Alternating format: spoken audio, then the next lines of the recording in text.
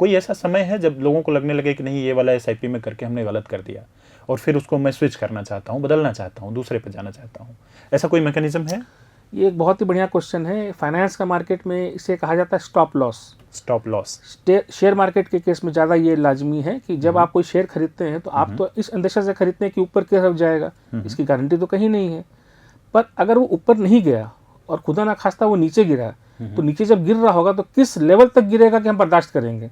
आपने कोई शेयर अगर 100 में खरीदा है, वो बढ़ा नहीं, वो गिरते जा रहा है, तो आपको ये खरीदते समय पता होना चाहिए कि हम कितने लेवल तक इसे गिरने देंगे। अगर गिर रहा है तो हम इसे उस लेवल पे लॉस को बुक कर लेंगे।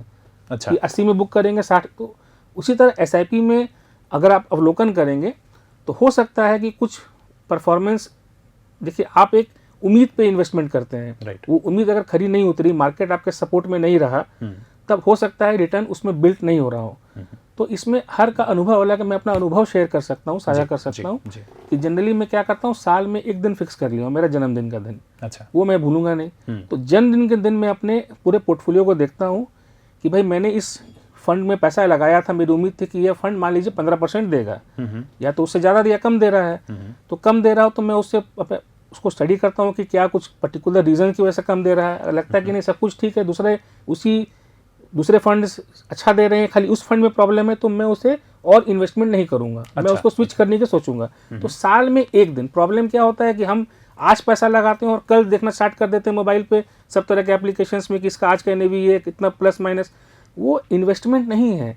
आपको इन्वेस्टमेंट समझना पड़ेगा, वो इनकम जनरेशन और वेल्थ जनरेशन दोनों अलग फंडे हैं।